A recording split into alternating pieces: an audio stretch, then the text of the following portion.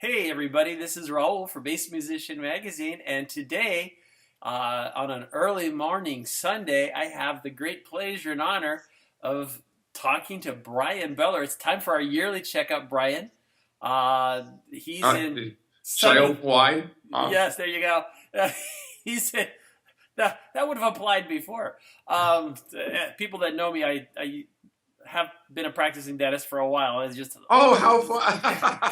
how weird, but I'm used to this kind of stuff. But anyway, Bryan is gracing us with a moment in his sunny Southern California abode, and we haven't talked since just a little over a year when Bryan was up here with Marco and Guthrie, the Aristocrats, and Los Tres Caballeros.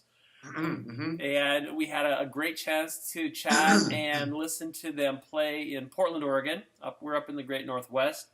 And from there, I knew that you were transitioning over. You were going to be playing with Joe Satriani. And from there, kind of a segue in transitioning over to playing with Mike Keneally and Beer for Dolphins. Now, I guess dolphins can enjoy beer too. It's a clever uh, thing, and you guys have a tour and a CD coming on. So, with that, Bryan, talk to us. Tell us, bring us up to date. I can tell you that yes, I am going to be touring with Mike Keneally and Joe Travers in the kind of classic MK trio band that we used to have back in like the mid '90s, '96, '97. We used to gig around in the Los Angeles area when Mike was really first started doing his solo thing. And we never were able to actually take that lineup on the road, me, Mike, and Joe. So this is the first time really that we're ever going to do this kind of classic trio thing with the three of us. We've been playing Mike's music, for 20 years, but always intermittently and always together in Los Angeles. So, and we did the 2010 tour, was a 5-person lineup, but never the trio. So we're excited. It's going to happen in October. It's going to be one show in Chicago at this thing. I think it's called Proctoberfest.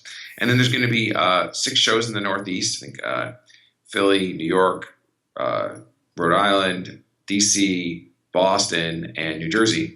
And then we're going to do Richmond, Charlotte, and Raleigh.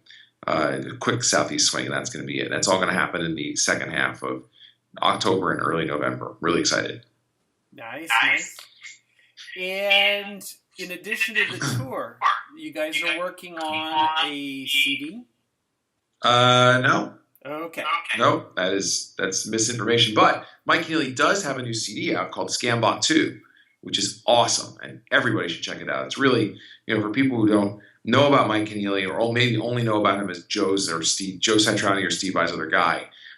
He has an incredibly deep, varied, wide-ranging stylistic catalog of over 20 albums. And I feel like that Scambot 2 really is kind of like, in a lot of ways, it's an original album, but it's like the best of all the different kinds of Keneally there are out there.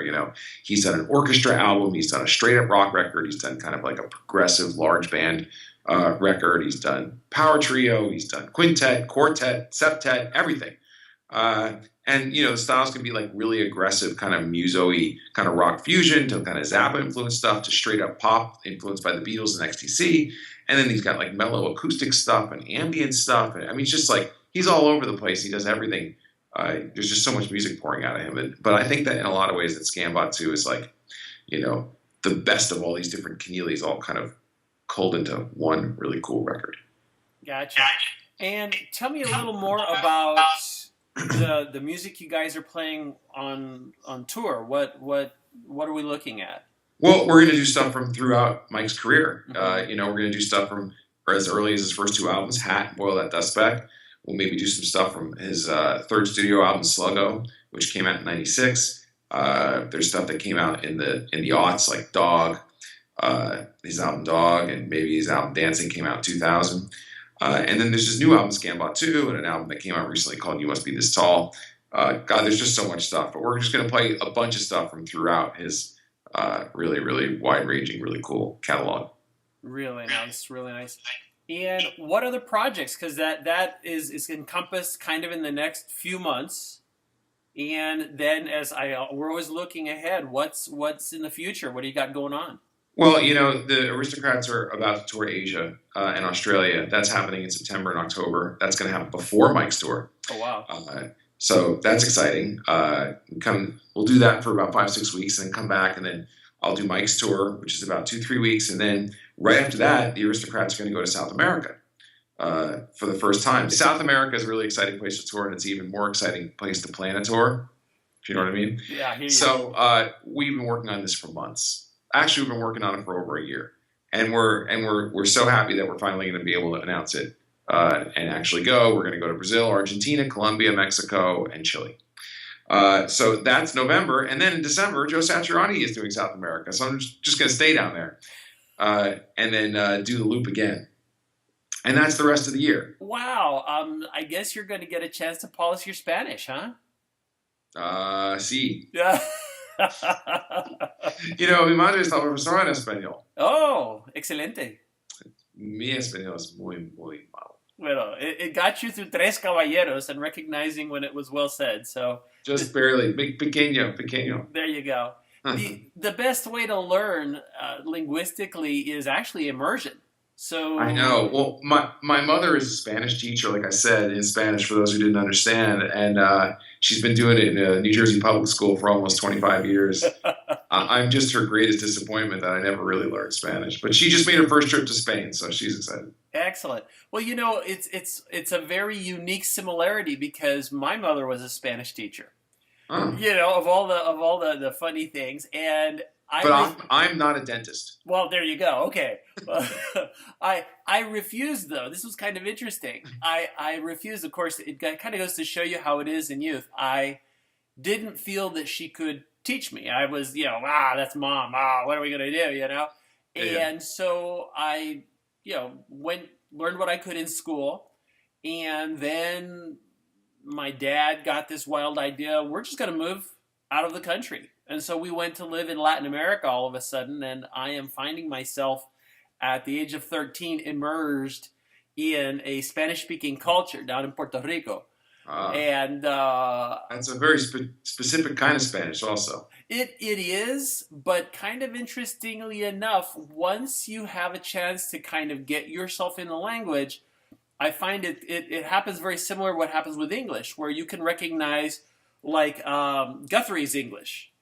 You understand what he says, but you're going, okay, you're British. I'm picking up nuances and vocabulary things and things that are slightly different. And I wouldn't go any further north than where Guthrie lives and try and understand English. That's going to be difficult. It gets tricky, but with Spanish, it was kind of the way it spread.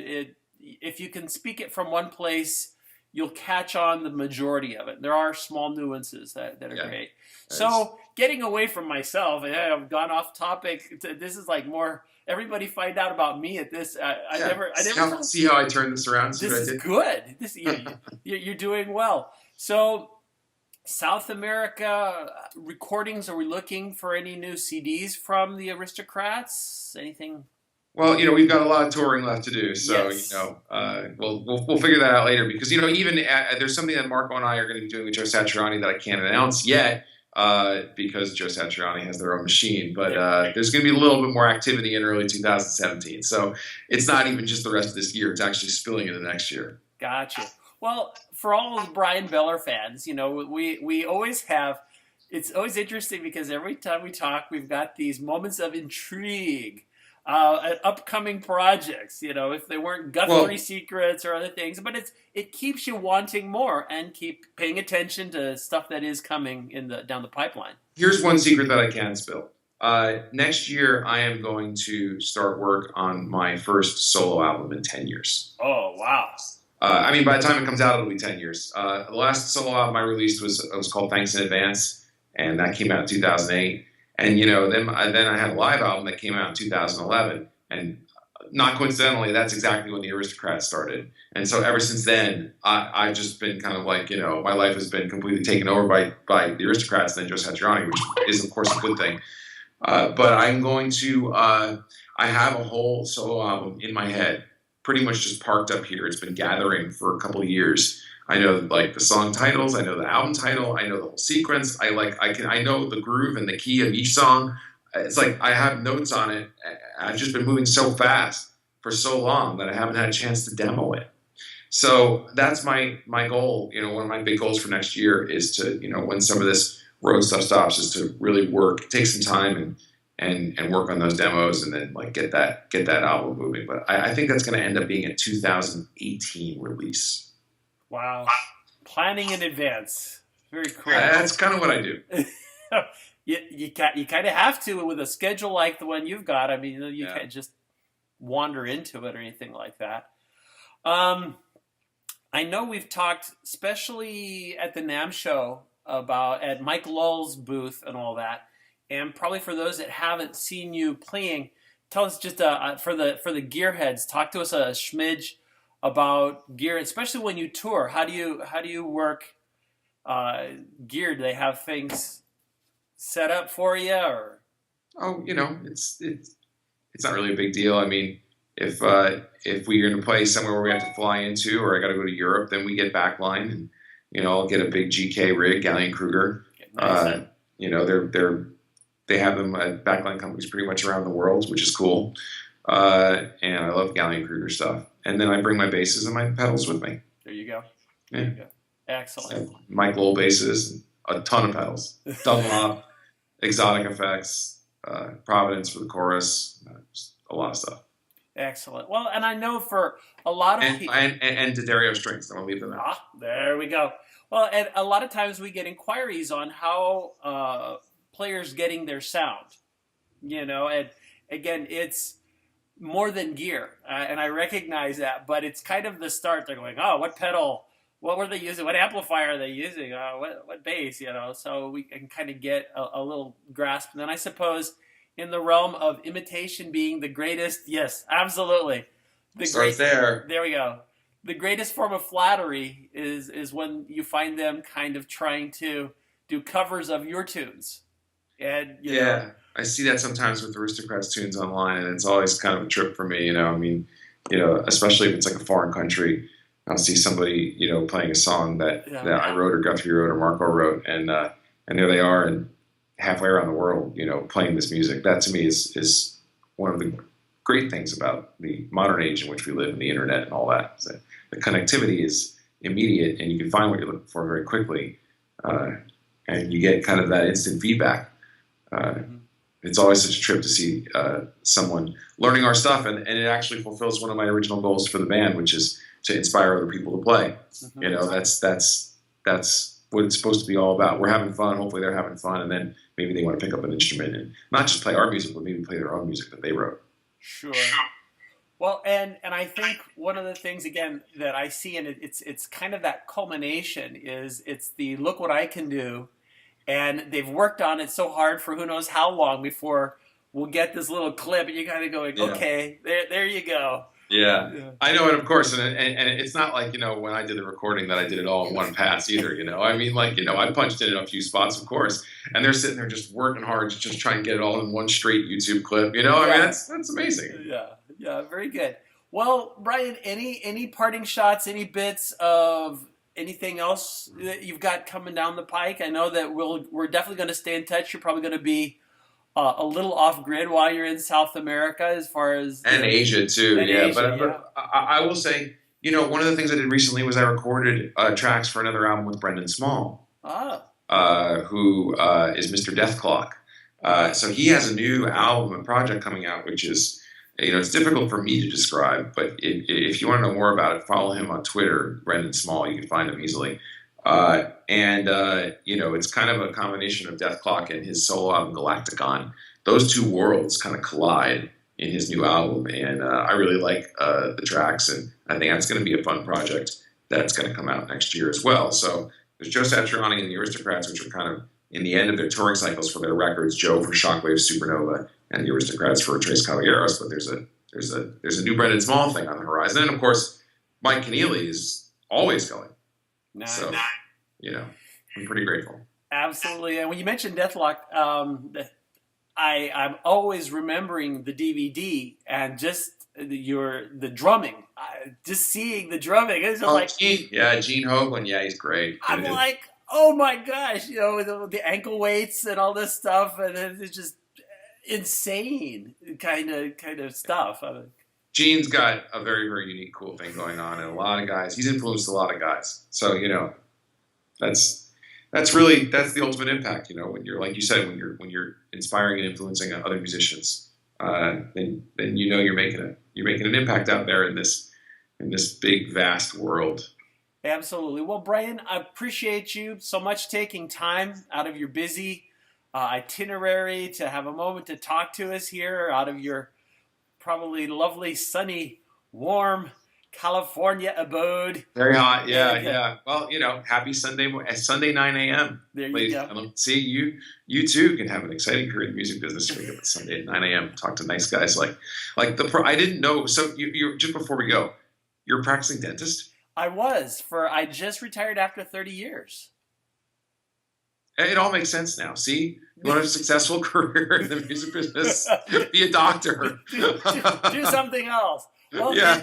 It's interesting because at least the very long and short of it, I was in music since a kid. And I started on the accordion, and then it was in the 60s, and I got the Beatles came along, and I got a guitar in my hands, and the next thing you know, okay, accordion is not cool.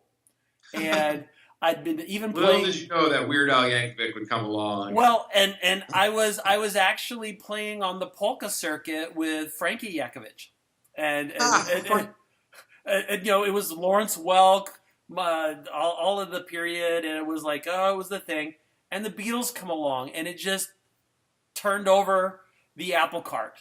And so I got a Fender in my hands and started playing for a little bit, and had to give it back because it was borrowed. And Mom went to a pawn shop and picked up some beater, little Harmony electric guitar, and an amp that shocked me every time I turned it on.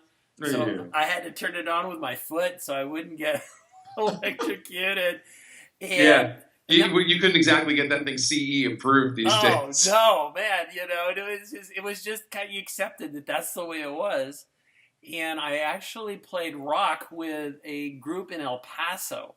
And we were called terrible band names, The Incredibles. El Paso is such a fascinating town with the old train yards and being a border town. And I just spent some time in El Paso for the first time really ever. It's not a usual tour stop. This time it was for Joe. And it's kind of like gritty industrial kind of Tex-Mex city. It's unique. There's really no other city like El Paso. Oh, I agree. And the crazy thing is, from there, I transitioned over to classical guitar because of Juarez. And I got a teacher and spent a few months learning there. And then we moved to the Caribbean, and I converted over to Puerto Rican salsa, Latin music. You've had a much more interesting musical career than I have. Well, the thing is, the music kind of came and went because I played with a group that was pretty big down there and recorded with them. We did probably 10, 11 records while I was with them. They're still going. They've been playing for 40, 50 years or something now. And when I went into dentistry, I kind of had to put it away because there wasn't time. Yeah. And so, sadly, when it comes to my skill level, I can listen to you. I can listen to a lot of players, and I'm going, ooh, I'm going to woodshed that when I have a chance back at home. But it's kind of like, Yeah, but you got a house and a 401k, so always works out. Everybody makes their trades. There you go. But I have not been, I've been only to Venezuela in South America, so I go, that could be kind of fun. But the grass is always greener. I had a straight job for many years, as you know, at SWR, and there's no right way to do this, and anybody who is doing anything musical, especially if they're like kids and raising a family, this isn't an easy business. You have to sacrifice a lot. I'm not sitting here complaining. I'm just saying that lifestyle choice is about kind of like, what you're available to do, what you want to do. There's no, there's nothing wrong. I think that gets weird, when people are like, oh, well, you have a job, you're not a real musician. That's bullshit. You know what I mean? That's total bullshit. Yeah. There's a lot of real musicians out there who've just chosen a particular lifestyle This lifestyle is not for everybody. I will just tell you that right now. This lifestyle is not for everybody. And sometimes people don't find that out until they're in it, you know, and kind of be careful what you wish for kind of thing, you know, and sometimes it's just, even though I don't have kids and I don't have a house and I don't have any of that stuff, I'm very fluid. You know, sometimes it's too much for me even. I'm just like, oh my God, I need to sit still for a little while, which doesn't happen. So, you know, everybody takes their trade-offs, and there's no wrong way to do this. In the end, music is a universal language, and anyone who has access to it in any way that makes them fulfilled is the way that they should pursue it. That's my opinion. My 2 cents worth every penny. Yeah, you know, and that's very valuable, because I think a lot of young musicians are influenced by the glamour and the glitz and the bright lights and the energy of the crowd. And I remember that this group I was playing with, we'd gone up to New York to do big Puerto Rican component in New York City. Yeah. We were playing Hunter College, and we were doing back-to-back theaters in Spanish Harlem. And I remember being in one of the dressing rooms, and I went to wash my hands, and I opened the faucet, and the water was coming out like rust red. And I'm kind of going, this isn't as elegant as one might think, you know? It's you know, if you want to know what the glamour is really like, just imagine just hours and hours, you know, stuck in a touring vehicle or stranded in an airport. That's most of it, you know? I mean, the shows are great, and playing in front of people is great. But that's a minority of the day. So this is what I always tell people. I say, you know what, I'll play for free, but you have to pay me to travel. That sounds like a good combination. Well, Bryan, again, I don't want to keep you. I know you got lots of stuff going. Thank you very much. Folks, you've heard it here. Bryan Beller checking in with us on his yearly checkup with Bass Musician Magazine. Again, thanks for your time, Bryan. All right. Thanks, Raul.